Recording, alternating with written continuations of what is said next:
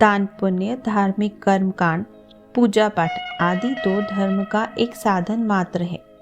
वास्तविक धर्म तो कर्तव्य पालन, दूसरों की सेवा, परोपकार, सच्चाई और संयम में है।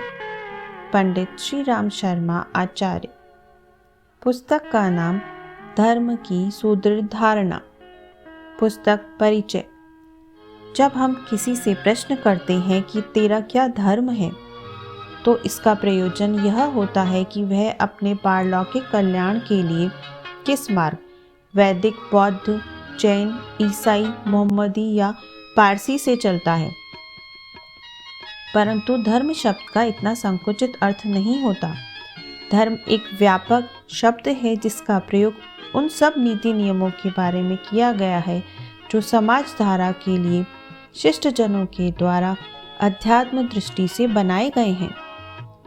परंतु विभिन्न धर्मों के सिद्धांत और आदेशों में विरोधाभास दिखाई देता है, जिसके कारण भ्रम की स्थिति पैदा होती है और लोग अन्य धर्मों का उपहास उड़ाने और उनकी निंदा करने लगते हैं। और इसी कारण यह बहुत आवश्यक है कि हम धर्म के वास्तविक स्वरूप को समझें और उसी के अनुसार अपनी कार्य प्रणाली का निर्धारण करें, क्योंकि कोई धर्म हमें दूसरे को गलत बताने और लड़ने मरने की शिक्षा नहीं दे सकता। धर्म के वास्तविक स्वरूप और प्रयोजन को लेकर हम सबके मन में कुछ प्रश्न हैं। धर्म क्या है और अधर्म क्या? धर्म का आदि स्रोत क्या है? पैगंबर अपनी बात को ईश्वर की वाणी क्यों बताते हैं? यदि पैगंबरों का संदेश ईश्वर की वाणी है तो विभिन्न धर्मों के पैगंबरों में मतभेद क्यों हैं? विभिन्न धर्मों की नियम व्यवस्था में कौन सी भावना काम करती है? धर्म का प्रयोजन क्या है? क्या व्रत, कीर्तन, तीर्थाटन आदि धार्मिक कृत्य हैं? क्या सतयुग, त्रेता और कलयुग में धर्म एक जैसा है? इस युग का धर्म क्या है? इन सभी प्रश्नों का उत्तर लेकर आपके समक्ष प्रस्तुत है एक लघु पुस्तक जो हमें अज्ञान और आडंबर के पर्दे को हटाकर सच्चे धर्म को पहचानने में सहायता करती है। पुस्तक के कुछ अंश।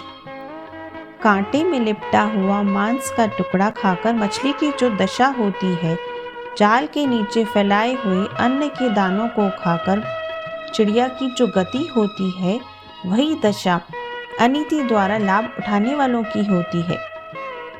सभी पैगंबरों की वाणी में ईश्वरी संदेश था। उन्होंने जो कुछ कहा अंतरात्मा की पुकार के आधार पर, ईश्वर की आकाशवाणी के संकेत पर कहा। समयानुसार प्रथाएं बदलती हैं, जैसे कि ऋतुओं के अनुसार पोशाक बदलती है।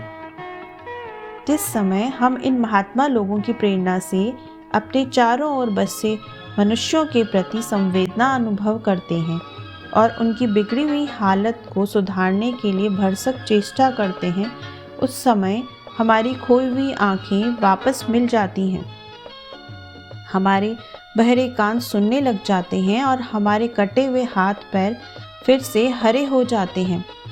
बस जहाँ अपने चारों ओर की सोचनीय अवस्था को सुखमय दशा में परिवर्तन करने की भावना मौजूद है, वही धर्म का सच्चा स्वरूप है।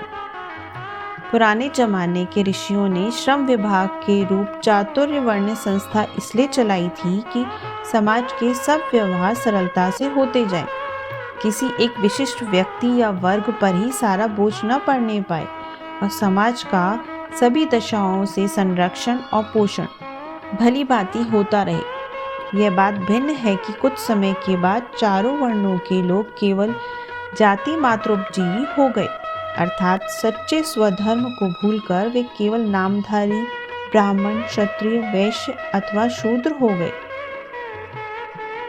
धर्म एक प्रकार की उर्वरा भूमि है जिसमें बोया हुआ बीज कई गुना होकर लौटता है। धर्म में नकद होने की विशेषता है।